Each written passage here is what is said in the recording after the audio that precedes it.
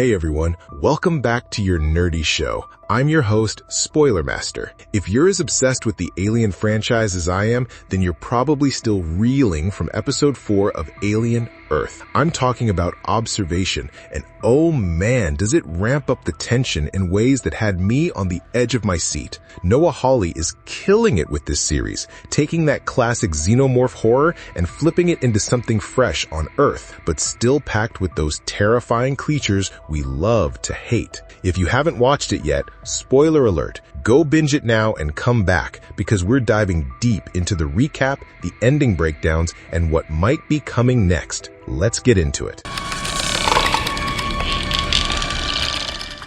Wendy's new power and Boy Cavalier's obsession. We start off with Wendy under observation, her special hearing turned off for now. Dame Sylvia and Kirsch are talking about the screeching she's been hearing, while Wendy just sits there a little too quiet. The big reveal in episode 3 was that Wendy could hear Xenomorphs communicating, something no one else could detect. That little twist alone made her more valuable than any other hybrid on the island. And who swoops in right on time to exploit it? Boy Cavalier. He interrupts the examination, sends Dame and Kirsch away, and is about to switch Wendy's hearing back on when Joe walks in to check on his sister. It's here Cavalier casually taunts Joe with a line about his lung, reminding us all that Joe literally got skewered by a xenomorph tail not long ago. That new lung he's got isn't a free gift. It's leverage. Arthur eventually reactivates Wendy's hearing, and once again, she tunes in to the eerie alien frequency. None of the others can hear it, not even Curly. Cavalier lights up with excitement as Wendy not only detects the sound,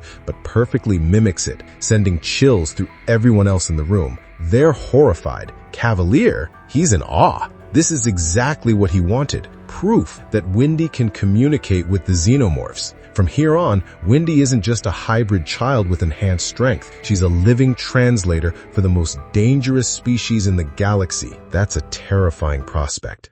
You have a new lung, whilst it comes courtesy of the Joe's dilemma, brother or employee. Joe wants to stay by Wendy's side, but Adam Ines makes it clear there's a catch. Joe can stick around, but only if he agrees to work for Prodigy. Refuse, and not only is he separated from Wendy, but he'll also get saddled with a new lung bill. Basically, Prodigy turns family loyalty into a business transaction. Joe reluctantly agrees because, at the end of the day, he's not about to abandon his sister. In one of the most touching moments of the episode, Wendy shows Joe her room, filled with stuffed animals and childish decorations. It's this weird, jarring contrast, a child's innocence in the body of a synthetic adult with superhuman abilities. She asks if Joe is mad at her. He isn't. He's mad at the people who remade her, angry that he wasn't allowed to visit her when she was dying in her human form. But the two siblings reconnect in a way that feels deeply human. They sit down and watch Ice Age together,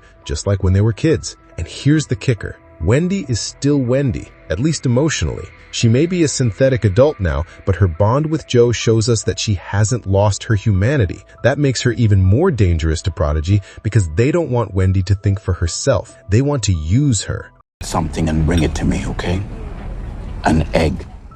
Morrow's manipulation of Slightly. Meanwhile, the subplot with Morrow and Slightly heats up in chilling fashion. Morrow continues his digital chats with Slightly, manipulating the hybrid into doing his dirty work. At first, Morrow asked for a xenomorph egg, brushing it off as reclaiming Yutani property. He's got Slightly convinced this is no big deal. Then, Morrow digs deeper, coaxing Slightly into revealing his real human name, Arush Singh. It's a small detail, but revealing his name is a massive vulnerability. That one slip is enough for Morrow to exploit Arush's greatest weakness, his family. The manipulation gets even darker. Morrow changes the plan. Forget stealing an egg, he wants Slightly to bring a human to one of the eggs. He explains how facehuggers work, how the host will have a bad couple of days, but assures Slightly they'll be comfortable. That line is chilling because it's such a corporate, sanitized way of describing what is basically body horror at its most extreme. And then Morrow drops the hammer.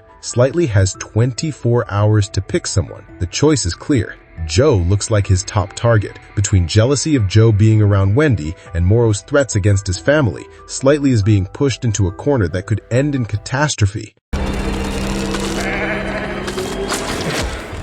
The horrifying sheep experiment. We also get one of the creepiest sequences yet. a test involving a sheep and one of the eyeball aliens. Kirsch oversees the whole thing, casually dropping that these creatures are highly intelligent. The experiment is brutal. The alien kills the sheep, rips out its eye, and implants itself in the socket, taking control of the animal. It's grotesque, it's disturbing, and it perfectly encapsulates the horror tone of Alien Earth. But the most unsettling part isn't the gore, it's the way the alien locks eyes with Boy Cavalier. There's this chilling moment where the alien seems to recognize him, as if it knows who's in charge and who to pay attention to. Whether this is projection from Cavalier or an actual sign of recognition from the alien is unclear, but it hints at something much bigger. These creatures aren't mindless monsters.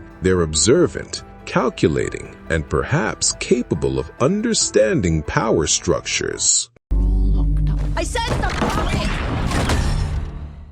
Nibs breakdown and the level 3 threat. While Wendy is being elevated as Prodigy's golden child, Nibs continues to unravel. She confesses to Dame Sylvia that she's pregnant, which should be impossible because she's a hybrid with a synthetic body. At first, it looks like a psychological breakdown, but Nibs is adamant. She insists she has a baby girl inside her. When Dame tries to reason with her, showing her charts and medical evidence, Nibs lashes out violently. She pushes Dame, screams, and cycles rapidly between rage and calm denial. It's heartbreaking because you can see the human consciousness inside Nibs desperately trying to reconcile what she is now with what she once was. The fact that Dame has to push the silent alarm and security deems Nibs a level 3 event tells us a lot. There is a tiered system in place for hybrid threats, and level 3 is serious. Nibs is officially considered unstable and dangerous enough to be locked down.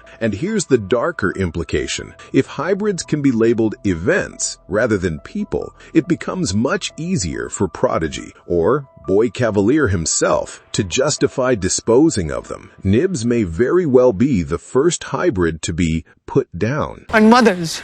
And if they're not here, he shouldn't be either. You're being rude. Joe and the Lost Boys. Later, Joe finds himself hanging out with the Lost Boys, the group of other hybrids who are all struggling with their new identities. He explains the power dynamics of the corporations that run the world and tells them Yutani desperately wants the specimens from the crashed ship. For a brief moment, Joe becomes a kind of mentor figure, someone who's willing to level with them instead of manipulate them. But the tension is obvious when Slightly walks in. He's furious Joe is allowed to be there, and that jealousy festers throughout the episode. That night, Slightly watches Joe from outside his window, an ominous reminder that he's running out of time to make a choice. With Morrow pressuring him and his own resentment bubbling over, Joe's safety looks shakier than ever.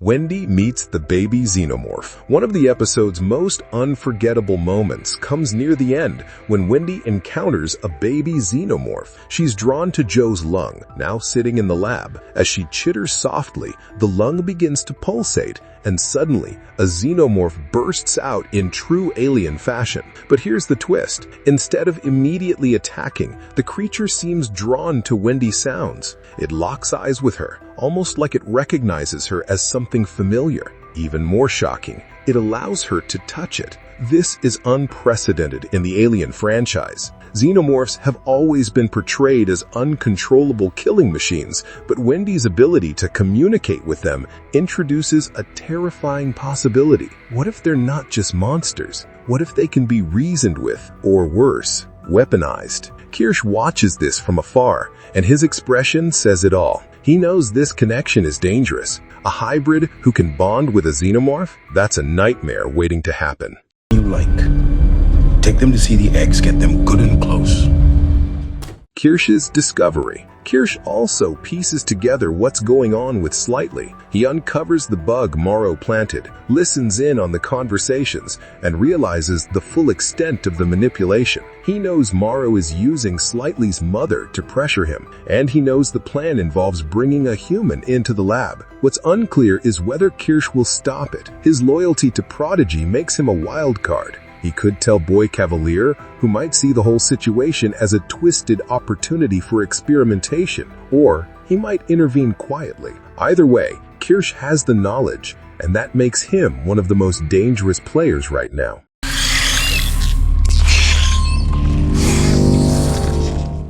The ending explained. So where does that leave us at the end of episode 4? Wendy has now demonstrated she can connect with Xenomorphs in a way no one else can. Boy Cavalier is going to exploit that, no matter the cost. Joe is being manipulated to serving Prodigy, but also being lined up as slightly as potential sacrifice. His loyalty to Wendy may be what gets him killed. Nibs is locked down as a level 3 threat, spiraling further into instability. She may not survive much longer. Slightly is under unbearable pressure, with his family's lives in the balance and Joe squarely in his sights. Morrow is pulling strings from the shadows, more dangerous than ever. Kirsch knows more than anyone else, but whether he'll use that knowledge to protect or exploit is still uncertain. Episode 4 leaves us on edge by showing how fragile the hybrids are, not just physically, but psychologically. And Wendy, the one hybrid who might be able to change everything,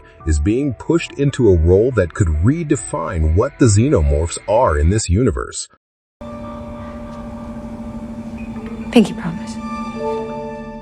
Episode 5 predictions. Looking ahead, Episode 5 is primed to dig even deeper into Wendy's ability to talk to the Xenomorphs. That could lead to one of the most groundbreaking revelations in the entire Alien franchise, understanding what the Xenomorphs actually want. We can also expect Curly's jealousy of Wendy boiling over, possibly leading him to side with Slightly against Joe. Nibs' fate taking a darker turn. Boy Cavalier may not hesitate to eliminate her if he thinks she threatens his trillion-dollar investment. Yutani's interference. They're not going to sit idly by while Prodigy hoards their specimens. Expect corporate warfare to heat up. Morrow's scheme unfolding. If Slightly follows through, Joe could become a host, kicking off an even bloodier chain of events. Episode 4 made one thing clear. Wendy isn't just a test subject anymore. She's the key to a terrifying new frontier, one where the Xenomorphs might not just be monsters lurking in the shadows, but players in a much bigger game. You said to go to the lab, so I'm gonna go. You don't have to.